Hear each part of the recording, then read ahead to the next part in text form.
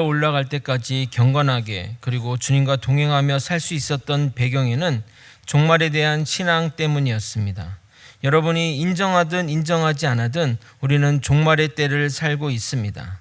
시한부 종말로처럼 어떤 특정한 때를 시점을 종말의 이야기를 하는 것이 아니라 우리 모두가 필연적으로 죽기에 종말의 때를 산다고 말할 수 있습니다.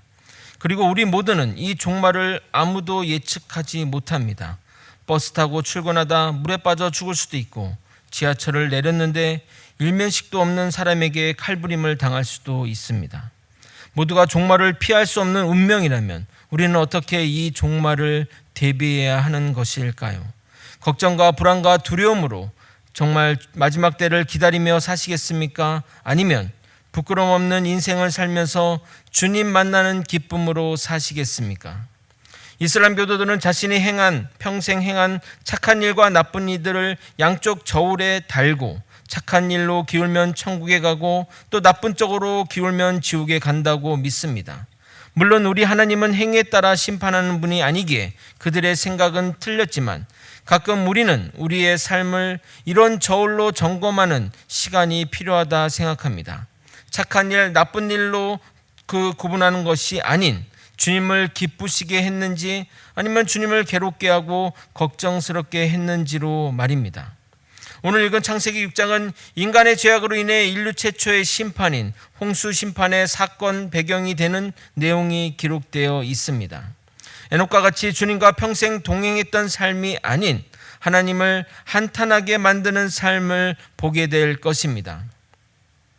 본문 가운데 해석상 난해한 구절이 많이 포함되어 있어 내용은 좀 어렵지만 해석에는 그리 어렵지 않습니다.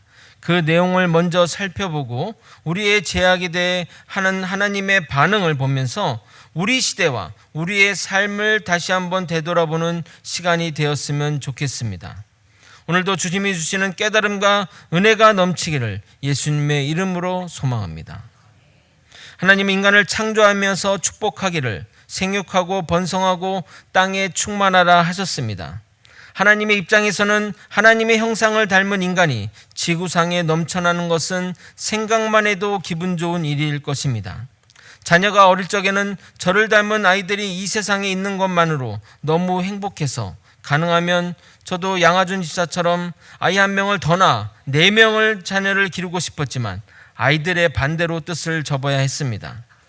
그런데 아이들이 사춘기를 들면서 부모 말을 정말 안 듣는 걸 보며 안 낳는 것이 그리 나쁘지 않다는 생각도 듭니다. 하나님의 명령대로 사람이 땅 위에 번성하며 딸들이 태어나기 시작했습니다. 분명 사람이 땅 위에 번성하는 것은 하나님의 축복인데 성경은 부정적인 이미지로 서술하고 있습니다. 왜냐하면 땅이 저주를 받아 죄가 만연한 곳이 되었기 때문입니다. 그래서 해석이 난해한 구절인 2절을 여러분이 한번 읽어보고 해석해 보도록 하겠습니다. 함께 읽겠습니다. 시작. 하나님의 아들들이 사람의 딸들의 아름다움을 보고 자기들이 좋아하는 모든 여자를 아내로 삼는지라. 여러분, 이 구절을 읽으면 무슨 드라마의 내용같이 들리지 않습니까? 마치 하늘의 천사가 사람의 딸과 사랑에 빠진다는 환타지 소설 말입니다. 도대체 하나님의 아들들은 누구일까요? 이것에 대해 여러 가지 해석이 존재하는데 대표적인 것 3가지를 소개해 드리도록 하겠습니다. 첫 번째는 하늘의 천사를 말한다고 주장합니다. 그 근거로 구약성경 여러 곳에서 하나님의 아들인 히브리어 베네 하 엘로힘을 천상의 존재로 해석하였기 때문입니다. 그런데 이 주장은 여러 가지 문제를 낳게 됩니다. 먼저 천사는 영적 존재이기 때문에 사람의 딸들과 결혼한다는 것이 말이 되지 않습니다. 신약 성경에서도 예수님이 천사들은 결혼하지 않는다고 이야기하셨습니다. 마태복음 22장 29절 30절을 읽어드리도록 하겠습니다. 예수께서 대답하여 이르시되 너희가 성경도 하나님의 능력도 알지 못하는 거로 오해하였도다. 부활할 때는 장가도 아니가고 시집도 아니가고 하늘에 있는 천사들과 같으리라. 이 주장의 결정적인 문제점은 천사들의 타락으로 인해 왜 사람이 심판을 받느냐 하는 문제이며 왜 하나님은 천사들을 심판하지 않느냐 하는 것입니다. 죄는 다른 사람이 짓고 벌은 다른 이가 받는 셈이 되는 겁니다. 또한 창세기 6장 5절에 보게 되면 사람의 죄악이 세상에 가득하여 하나님이 심판하신다고 하는 것으로 볼 때 하나님의 아들들은 천상의 존재가 아니라고 생각할 수 있습니다. 두 번째 주장은 하나님의 아들들이 셋의 후손이며 딸들은 불경건한 가인의 후손이라는 주장입니다. 하나님이 일부러 가인을 떼어 놓으셨는데 그것을 어기고 그들은 금지된 결합을 한 것입니다. 마치 신자와 불신자의 통혼이라 하겠습니다. 이 주장을 사람들이 많이 지지하는데 이 주장이 후에 성 어거스틴의 시내도성에서 주요한 테마로 사용됩니다. 그러나 구약 어디에도 셋의 후손만을 하나님의 아들로 여기지 않았습니다. 또한 그 땅에는 셋과 가인의 후손뿐만 아니라 다른 수많은 후손들이 있었는데 꼭 그들만을 대상으로 양분하여 판단하는 것은 너무 협소하게 판단하는 것입니다. 만약 그렇다면 두 가문의 문제로 전 인류가 심판받는 논리적인 비합리성이 발생하게 됩니다. 마지막 주장은 하나님의 아들이란 신분이 높은 집안의 자녀들을 말한다고 주장합니다. 종종 성경에는 하나님이라 번역된 엘로힘이 재판장이나 왕들을 가리키는 데 사용되기에 초기 왕족들 또는 통치자의 자녀를 말하는 것이라 주장합니다. 이 해석이 요즘 각광받는 이유는 창세기의 신화적 그리고 비역사적 이해를 제거하기 때문입니다. 고대 근동에는 초약권이라는 제도가 있었습니다. 불편하게 들리실지 모르지만 지역의 지배자나 영주는 모든 마을의 처녀의 첫날밤을 보낼 수 있는 권리가 있었습니다. 이러한 제도가 중세까지 이어지기도 하여 중세 문학에도 그런 내용이 기록되어 있습니다. 그렇다면 6장 2절이 너무나도 쉽게 이해가 됩니다. 다시 한번 제가 읽어드리도록 하겠습니다. 하나님의 아들들이 사람의 딸들의 아름다움을 보고 자기들이 좋아하는 모든 여자를 아내로 삼는지라. 그러나 세 가지 모든 의견들이 절대적인 지지를 받는 것은 없고 다 각자 문제가 있습니다. 그럼 결론도 안 나는 것을 왜 이렇게 길게 이야기하냐 말할 분도 있으실 텐데 이런 것을 좋아하는 분들이 꼭 있습니다. 우리 교회는 더글라스 지사님이 이런 것들을 굉장히 좋아하십니다. 그렇죠? 이런 해석 안 되는 것들을 해석하기를 좋아하십니다. 세 번째 주장을 채택한다면 세상은 힘이 지배하는 세상, 내면보다 외모로 판단하는 세상, 사람에 대한 존중과 배려는 찾아볼 수 없는 적자생존 무한 경쟁의 세상으로 변했음을 보여주는 것입니다. 가인의 후손인 람에게 세상처럼 되어버린 것입니다. 하나님은 세상을 이렇게 평가하십니다. 3절을 읽어드리도록 하겠습니다. 여호와께서 이르시되 나의 영이 영원히 사람과 함께하지 아니하리니 이는 그들이 육신이 됨이라. 그러나 그들의 날은 120년이 되리라 하시니라.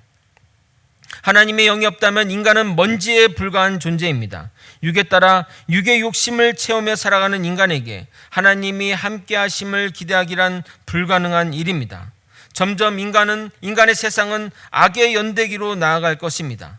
그래서 하나님은 인간의 수명을 정하여 120년으로 낮추게 됩니다. 그런데 정말 노아의 홍수 이후로 점점 수명이 줄더니 창세기 이후로는 거의 120년 아래로 살아가게 됩니다. 그러나 이 구절이 인간 수명에 대한 구절이 아니라 지금 인간에게 남은 심판의 시간이라고 말하는 주장이 있습니다. 실제로 120년 후에 홍수 심판이 있기에 이 주장에 힘을 실게 됩니다. 그들은 아브라함이 175년이나 살았기에 인간의 수명이 120년이 아니라고 주장하는데 설득력이 있습니다. 이 주장이 맞다면 하나님은 심판을 하리라 결심하고도 120년의 시간을 인간에게 주신 것입니다. 짧다면 짧은 시간이지만 회심하기에는 충분한 시간입니다. 그럼에도 불구하고 어떤 사람도 회개하여 구원받지 못하고 노아의 가족 8명만 구원받았다는 사실은 당시 사람들의 타락과 죄악이 얼마나 깊은지 알 수 있습니다. 이어서 두 번째로 난해한 구절이 등장합니다. 그러나 길게 다루진 않겠습니다. 4절을 여러분이 한번 읽어보도록 하겠습니다. 함께 읽겠습니다. 시작. 당시의 땅에는 네피림이 있었고 그 후에도 하나님의 아들들이 사람의 딸들에게로 들어와 자식을 낳았으니 그들은 용사라. 고대의 명성이 있는 사람들이었더라. 도대체 네피림은 또 누구일까요? 네피림은 여기 말고 민수기에도 한 번 더 등장합니다. 가나안 민족 중 하나인데 그들이 누구인지는 정확하게 알 수는 없습니다. 먼저 언어학적으로 무엇인지 살펴보면 네피림의 어근인 나팔은 떨어지다, 타락하다라는 의미입니다. 그래서 어원적 근거로 하여 이들 또한 하늘에서 떨어진 천사나 사람과 천사 사이에 태어난 자를 가리킨다고 말합니다. 하나님의 아들을 천사로 보는 이들의 주장과 일맥상통한 의견이기도 합니다. 또 다른 주장은 민수기를 근거하여 네피림은 비상한 신체 능력, 특히 키가 장대한 사람이라고 추정합니다. 민수기 13장 33절을 읽어드리도록 하겠습니다. 거기서 네피림 후손인 아낙 자손의 거인들을 보았나니 우리는 스스로 보기에도 메뚜기 같으니 그들이 보기에도 그와 같았을 것이니라. 학자들은 노아의 홍수 이전에는 사람의 키가 더 컸을 것이라고 추정합니다. 저의 내피설인데 뜨거운 주방보다 추운 지방의 사람들이 키가 큰 것은 자외선이나 열을 덜 받기 때문이 아닌가 생각합니다. 물론 영양적인 부분도 무시 못하지만 전체적으로 보면 그렇다는 겁니다. 그러므로 홍수 이전에는 하늘에 있던 물이 많은 것을 차단했기에 키가 장대하지 않았을까? 그 중에 네피림 종족은 더 크지 않았을까 생각합니다. 고대 근동의 문서에도 이런 거인에 대한 기록이 있다고 하는데 키가 보통 2m 40이 넘어갔다고 합니다. 성경이 네피림의 존재를 언급하는 이유는 단 한 가지입니다. 힘이 지배하는 세상에서는 신체적 능력이 중요하기에 장대한 네피림이 주도권을 발휘한다는 것을 보여주기 위해서입니다. 만약 힘이 주도하는 세상이라면 힘이 주도하는 세상이 아니라면 머리 좋은 사람 또는 리더십이 있는 사람이 주를 이룰 것입니다. 그러나 힘이 지배하는 세상에서는 신체 능력이 중요합니다. 그래서 힘을 나타내는 용사가 나오는 것입니다. 그들은 당시 명성이 있는 사람들인데 이 의미도 좋은 의미의 명성이 아니라 강한 힘과 뛰어난 능력으로 사람과 재산을 모으고 사람들에게 공포감을 주었던 자들을 말하는 것입니다. 이러한 모든 것들이 육체를 따라 사는 사람들의 모습이라 하겠습니다. 힘이 지배하는 세상은 결국 타락의 길로 갈 수밖에 없습니다. 절대 권력과 힘이 지배했던 나라와 그 국민들이 하나같이 타락의 길로 간 것처럼 말입니다. 바벨론, 바사, 로마 모두 타락의 끝으로 나아갔던 나라들과 백성들입니다. 결국 그러한 모습에 하나님은 불꽃 같은 눈으로 보시고 이렇게 말씀하십니다. 5절입니다. 여호와께서 사람의 죄악이 세상에 가득함과 그 마음으로 생각하는 모든 계획이 항상 악할 뿐임을 보시고, 여기서 가득함이라 표현된 그 단어는 1절에서 번성하다와 같은 단어로 사용되고 있어 사람들이 번성한 것과 죄가 가득함을 동일시하고 있습니다. 결국 죄를 줄이기 위해서는 사람을 죽이는 것이 필연적으로 행해져야 할 일로 보여집니다. 교만해진 인간이 세상에 가득한 것이 바로 죄악이 세상에 가득한 것과 동일한 것입니다. 또한 마음의 중심을 보시는 하나님은 인간의 모든 계획이 악한 것을 적나라하게 보십니다. 여기서 쓰인 계획의 히브리어 예체르는 우발적으로 행해지는 죄악이나 이런 것들이 아니라 정말 죄가 고착화되었음을 나타내는 단어입니다. 즉 개선의 여지가 없음을 나타내는 것이기에 결국 심판으로 갈 수밖에 없는 것입니다. 개선하기를 기다리고 변화되기를 바라지만 아무런 변화의 의지도 없다면 심판은 당연한 귀결입니다. 만약 그것을 방치한다면 선한 사람들 또 말씀대로 살려는 사람들이 위협을 받게 됩니다. 마치 범죄를 방치하면 선량한 사람들이 피해를 볼 수밖에 없는 것처럼 말입니다. 결론적으로 홍수 심판 때 8명만 구원받았다는 사실이 그 당시의 죄악이 얼마나 심각했는지를 보여주는 것입니다. 결국 인간들의 그런 죄악을 보시고 하나님은 이렇게 말씀하십니다. 6절을 여러분이 한번 읽어보도록 하겠습니다. 함께 읽겠습니다. 시작. 땅 위에 사람 지으셨음을 한탄하사 마음에 근심하시고, 하나님은 우리의 형상을 따라 우리의 모양대로 사람을 지으셨습니다. 그리고 그 사람을 보시고 심히 좋았더라 하셨습니다. 하나님이 우리를 창조하신 목적은 명확합니다. 에베소서 2장 10절입니다. 우리는 그가 만드신 바라 그리스도 예수 안에서 선한 일을 위하여 지으심을 받은 자니 이 일은 하나님이 전에 예비하사 우리로 그 가운데서 행하게 하려 하심이니라. 하나님은 우리를 선하게 행하길 원해서 만드셨습니다. 그런데 인간의 타락 이후로 하나님이 원하는 방향과 정반대 방향으로 나아갔고 그런 인간을 보시고 하나님은 한탄하신 것입니다. 한탄하다의 히브리어 나함은 뉘우치다, 후회하다, 슬퍼하다, 애도하다라는 의미의 단어입니다. 하나님에게 후회라는 단어는 전혀 걸맞지 않습니다. 전지전능한 하나님이 인간의 타락을 물으셨을 리가 없는데 후회라니요. 그런데 성경은 하나님의 성품을 이렇게 표현합니다. 민수기 23장 19절입니다.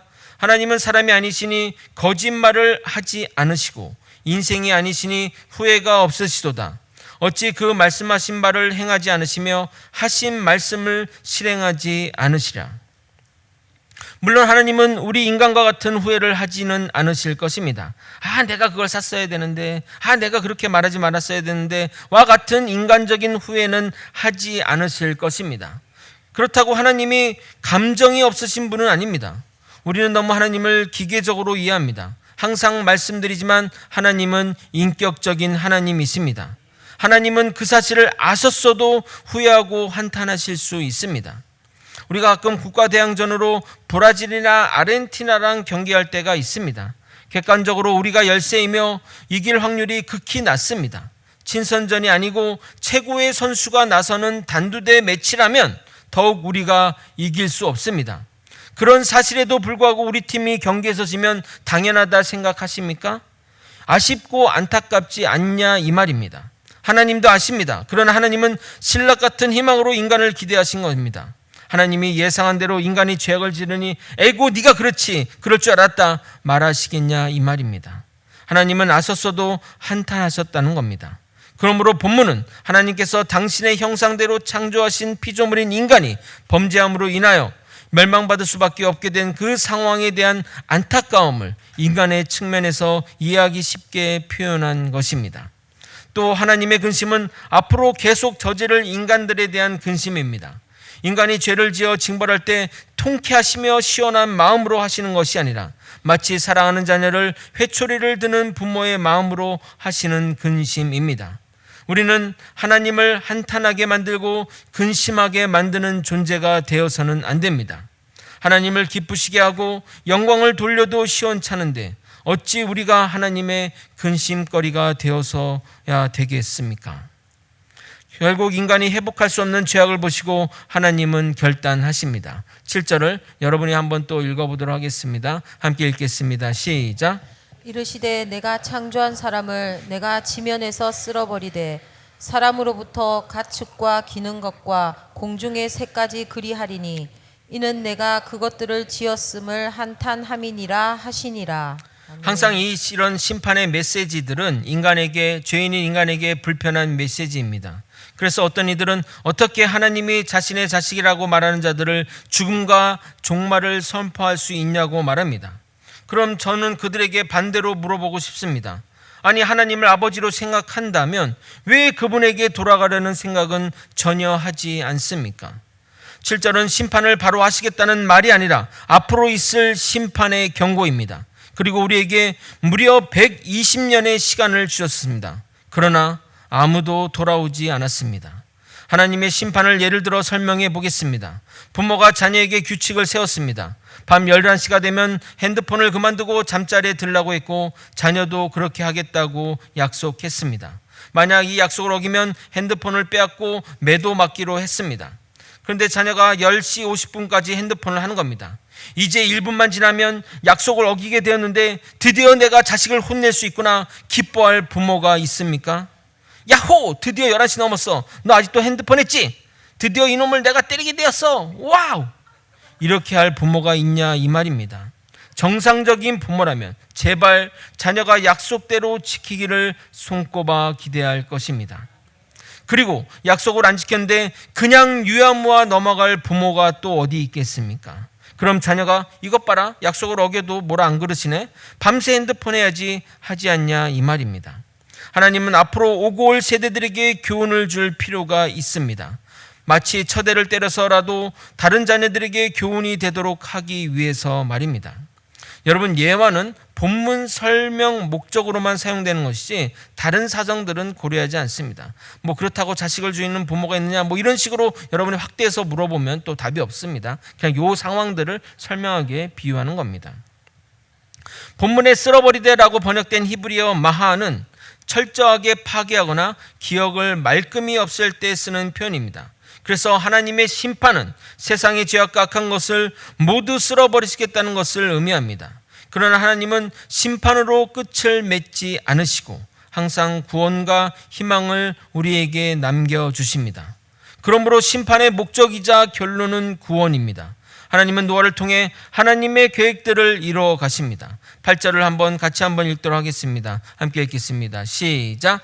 그러나 노아는 여호와께 은혜를 입었더라. 여기에 중요한 신학적 내용이 담겨 있습니다. 노아가 구원의 계승자로 선택된 것은 하나님의 은혜라는 것입니다. 물론 이어지는 9절에 노아가 의인이라고 말하고 있지만 의인이라서 구원받는 것이 아니라 하나님이 은혜를 내려 노아를 구원하셨는데 그가 의인이었다는 것입니다. 구원에 있어서 이 순서가 절대 뒤바뀌면 안 됩니다. 그가 의인이라 은혜를 받아 구원에 이른 것이 아니라 그가 은혜를 받아 구원에 이르렀고 그가 의인인 것입니다. 우리 또한 이 자리에서 주님의 말씀을 듣고 구원의 길로 들어선 것은 모두 주님의 은혜입니다. 그러니 절대 하나님의 선택을 후회하게 만드는 자가 되지 않기를 예수 그리스도의 이름으로 소망합니다. 말씀을 정리하겠습니다. 죄로 물든 땅에 사람들이 번성하면서 죄악은 더욱 깊어져 갔습니다. 하나님이 만든 창조의 질서가 무너지고 힘과 외적인 것에 좌우되는 세상이 되었습니다. 힘 있는 자들, 권력자들이 마음대로 아내를 취하고 육신의 정욕을 따라 사는 세상이 되었고 죄악이 온 땅을 덮고 하나님이 보시기에도 그들의 마음속 생각도 개선의 여지가 없을 정도로 악한 생각으로 뒤덮여 있었습니다. 인간들은 자신의 힘과 권력을 의지했고 하나님을 두려워하지 않았습니다. 결국 그들에게 남은 것은 심판입니다. 그러나 하나님의 심판은 우리의 회심을 위해 유보하셨습니다. 무려 120년이라는 시간을 기다렸지만 그 결과 노아의 가족 8명 뿐입니다. 하나님의 판단이 틀리지 않았음을 증명하는 겁니다. 하나님은 하나님의 형상을 따라 만든 인간이 망가지는 것을 눈앞에 보았습니다. 그 안타까움에 한탄한다고 표현될 정도로 주님은 가슴이 아프셨습니다. 그때만 그러셨을까요? 사실 지금 우리의 모습도 하나님을 너무나 걱정시킬 것 같습니다.